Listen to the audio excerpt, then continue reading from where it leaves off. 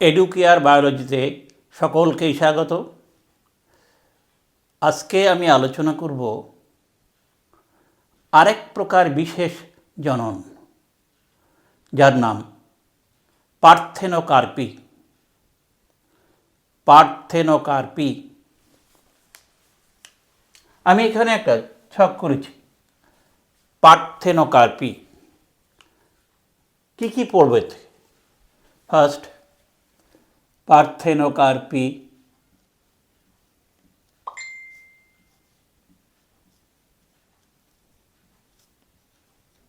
এর সংজ্ঞা,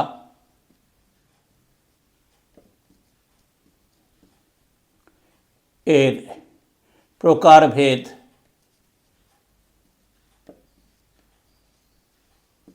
এর গুরুত্ব,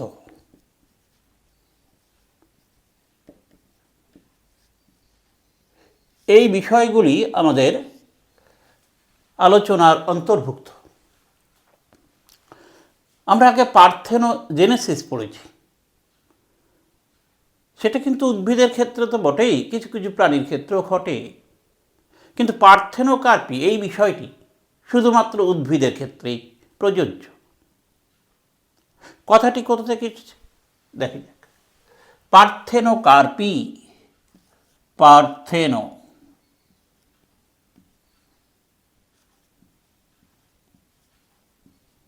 কার্পি দুটো শব্দ থেকে এসেছে। কি কি? এক হলো পার্থেনস, আর এক হলো কার্পস।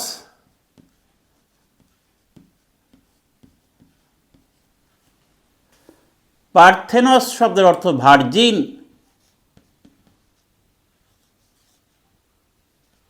কার্পস শব্দের অর্থ ফ্রুট বা ফল। অনিষিক্ত ডিম্বাণু থেকে উৎপন্ন ফল, ক্লিয়ার? যাকে বলে ভার্জিন ফ্রুট। এই কথাটি প্রথম ব্যবহার করেন বিজ্ঞানী নল 1902। এই পার্থেনোকার্পি কথাটি প্রথম প্রচলন করেন, পার্থেনোকার্পি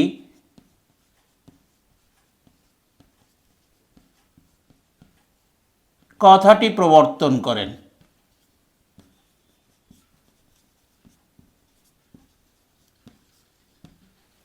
এই প্রক্রিয়ায় যে ফল উৎপন্ন হয় তাকে বলা হয় পার্থেনোকার্পিক ফ্রুট। পার্থেনো কার্পিক ফ্রুট বা পার্থেনোকার্পিক ফল হলো। এবার কাকে বলে পার্থেনোকার্পি? অনিষিক্ত ডিম্বাণু মানে কি?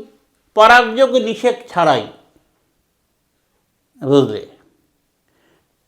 কোনো ফুলের ডিম্বাশয় যদি ফলে পরিণত হয় তাকেই বলা হয়, পদ্ধতিকে বলা হয় পার্থেনোকার্পি, আর ফ্রুটকে বলা হয় পার্থেনোকার্পিক ফ্রুট বা ভার্জিন ফ্রুট। তাহলে পরাগযোগ ও নিষেক ছাড়াই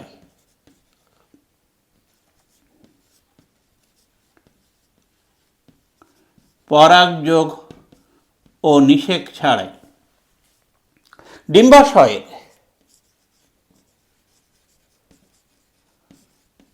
বীজবিহীন ফলে পরিণত হওয়াকে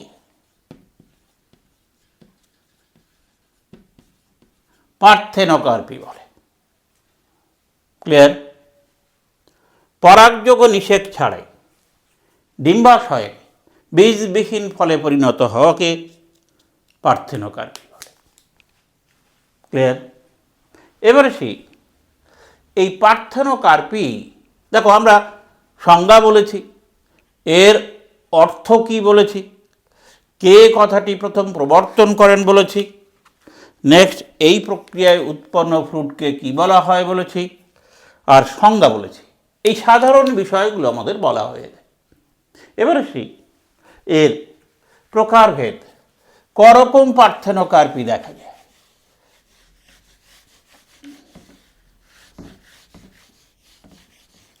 এর জন্যে আমি একটা ছক এখানে করেছি। তার 1 নম্বর হচ্ছে এই বংশগত পার্থেনোকার্পি, 2 পরিবেশগত পার্থেনোকার্পি, 3 হলো আবেশিত বা কৃত্রিম পার্থেনোকার্পি। তো প্রথমত 1 বংশগত পার্থেনোকার্পি। জিনিসটা কি? বংশগত পার্থেনোকার্পি এই বিষয়টি কি?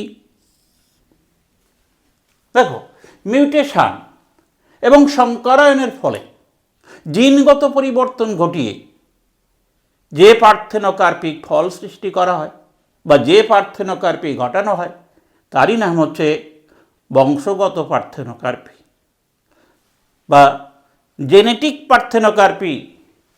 কি সাধারণত দেখা যায় মিউটেশন বা পরিব্যক্তি,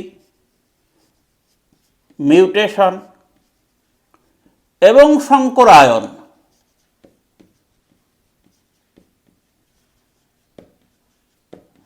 আয়নের ফলে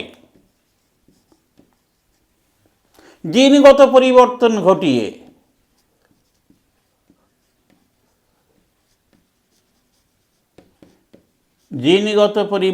ঘটিয়ে যে পার্থেনোকার্পি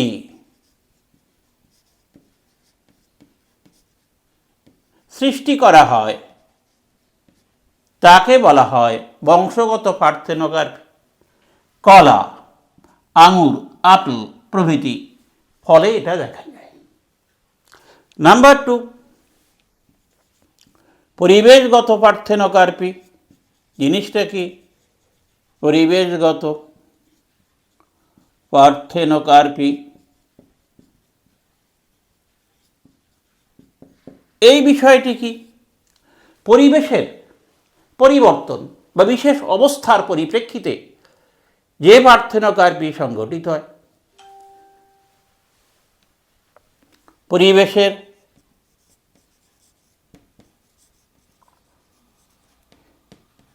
পরিবর্তন বা বিশেষ অবস্থার পরিপ্রেক্ষিতে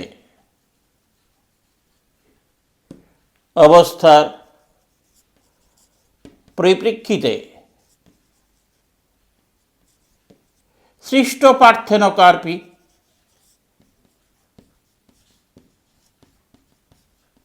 কে বলা হয় পরিবেশগত পার্থেনোকার্পি। এই বিশেষ অবস্থাটা কি পরিবেশের? যথা নিম্ন তাপমাত্রা,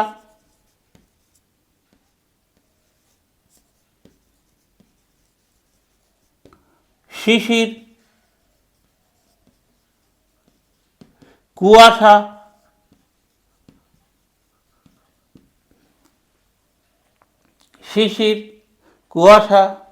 তুষারপাত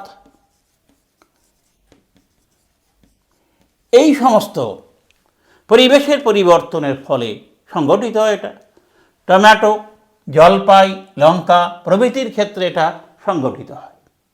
নেক্সট, নাম্বার 3 আবেশিত বা ইনডিউসড পার্থেনোকার্পি। আবেশিত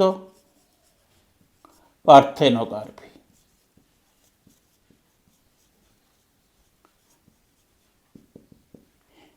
বিভিন্ন রাসায়নিক পদার্থ দ্বারা যে পার্থেনোকার্পি সংগঠিত করা হয়। ক্লিয়ার? বিভিন্ন রাসায়নিক পদার্থের প্রভাবে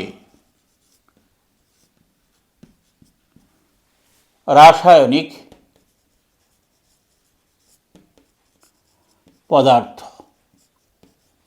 পদার্থের প্রভাবে সংগঠিত পার্থেনোকার্পি।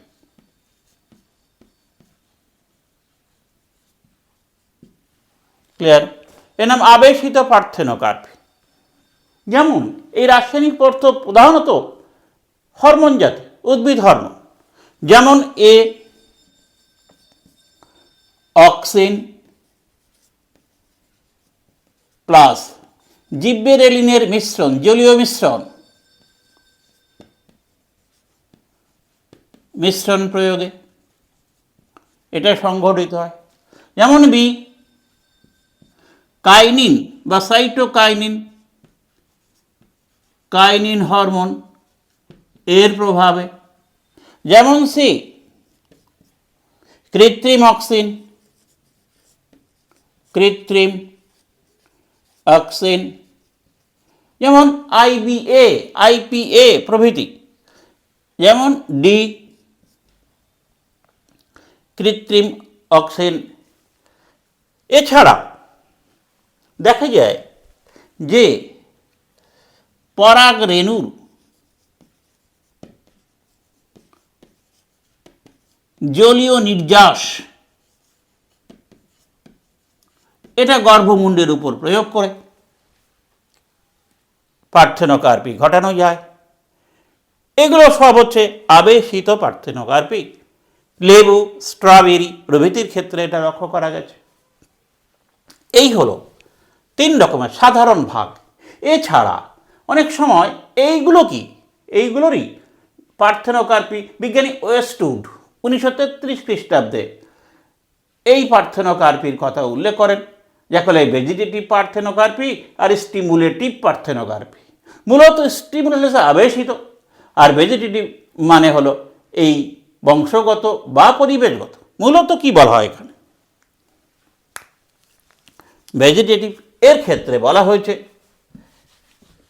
যে পরাগযোগ্য কোনো উদ্দীপক ছাড়াই, যেমন এগুলো ওয়ান কাইন্ড অফ ভেজিটেটিভ। পরাগযোগ ও উদ্দীপক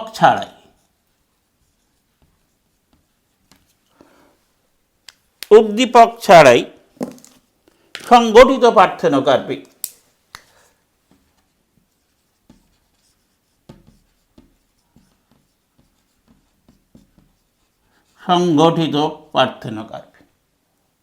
আর এখানে উদ্দীপকের প্রভাবে যে পার্থেনোকার্পি, উদ্দীপকের প্রভাবে যে পার্থেনোকার্পি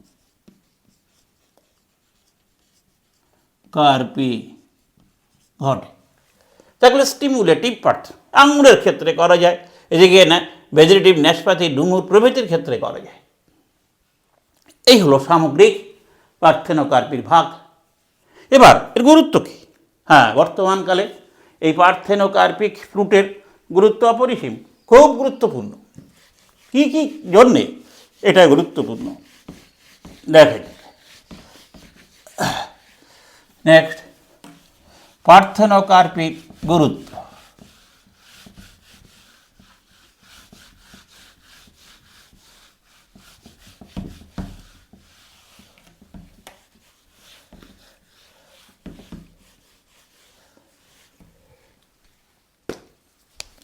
পার্থেনোকার্পির গুরুত্ব দেখো, শীত প্রধান দেশে অঞ্চলে যেখানে গ্রিন হাউসে ফল ও সবজির চাষ করা হয়, সেখানে পরাগযোগ কী করে হবে? পতঙ্গের সাহায্যে হয় না। সেই জন্যে এই শীত প্রধান দেশে এই গ্রিন হাউসে এই পার্থেনোকার্পির সাহায্যে ফল বীজ উৎপন্ন করা হয়। সুতরাং শীত প্রধান দেশে এই গ্রিন হাউসে ফল এবং বীজ উৎপন্ন করার ক্ষেত্রে এটি উল্লেখযোগ্য। 1 নম্বর, গ্রিন হাউসে যেখানে পতঙ্গের সাহায্যে পরাগযোগ হয় না, গ্রিন হাউসে ফল ও বীজ উৎপাদন। এর ক্ষেত্রে এই প্রক্রিয়া কিন্তু খুবই গুরুত্বপূর্ণ। নাম্বার 2, দেখো বীজওয়ালা ফল খেতে গেলে আমাদের খুব কষ্ট হয়। বীজওয়ালা কলা এত সুস্বাদু আমাদের কাছে, তো বীজওয়ালা কলা আমাদের কাছে কিন্তু অপাঙ্ক্তেয়। এই বীজ ছাড়িয়ে খাওয়া একটা সমস্যা। সুতরাং বীজবিহীন ফল আমাদের খেতেও সুবিধা এবং হজমেও সুবিধা। বীজবিহীন ফল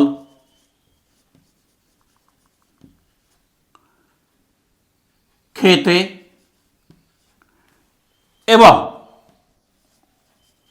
পুষ্টিগত দিক থেকে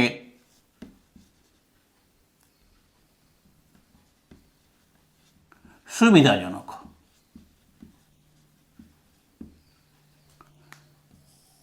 নেক্সট, যেটা এই পার্থেনোকার্পে উৎপন্ন হয়। নাম্বার 3, খাদ্যের পরিমাণ বা ভোজ্য অংশের পরিমাণ। এই পার্থেনোকার্পিক ফ্রুটে ভোজ্য অংশের পরিমাণ বেশি। কার তুলনায়? বীজযুক্ত ফলের তুলনায় ভোজ্য অংশের পরিমাণ বেশি। নাম্বার 4, আরেকটি উল্লেখযোগ্য জিনিস, ফলের প্রক্রিয়াকরণ। ফল তো শুধু আমরা ফল অবস্থায় খাই না, একে প্রক্রিয়া করে বিভিন্ন রকম জিনিস তৈরি করা হয়। এই প্রক্রিয়াকরণের সময় একে বীজকে পৃথক করে দিলে, সুতরাং কোনো ইন্ডাস্ট্রিতে এই বীজ ছাড়ানো পৃথক করার জন্য একদিকে যেমন সময় ব্যয় হয়, তেমনি অর্থের অপচয় হয়। তাহলে 4 নম্বর, সময় ও অর্থের সাশ্রয়। কখন? বিশেষ করে ফলের প্রক্রিয়াকরণে।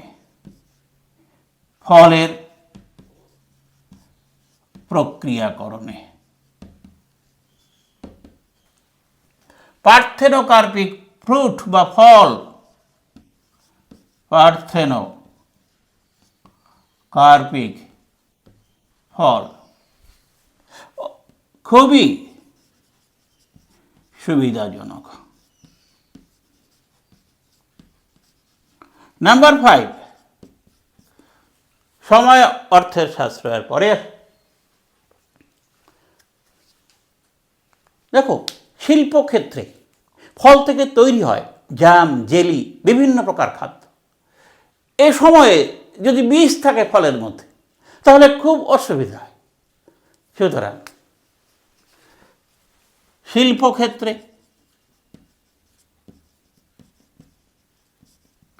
জ্যাম, জেলি, আচার প্রভৃতি তৈরিকরণে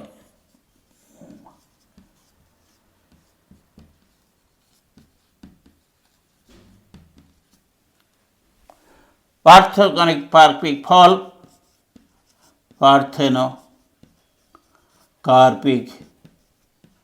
ফল খুবই গুরুত্বপূর্ণ।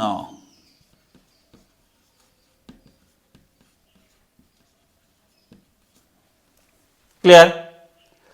এই সমস্ত ক্ষেত্রে দেখো বীজবিহীন ফল কিন্তু বর্তমানে খুবই উল্লেখযোগ্য ভূমিকা পালন করেছে। হলো পার্থেনোকার্পি আমাদের শেষ হলো। পরবর্তীতে আমাদের দেখা হবে আরেকটি বিষয়। শেষ করছি, ভালো থাকবে।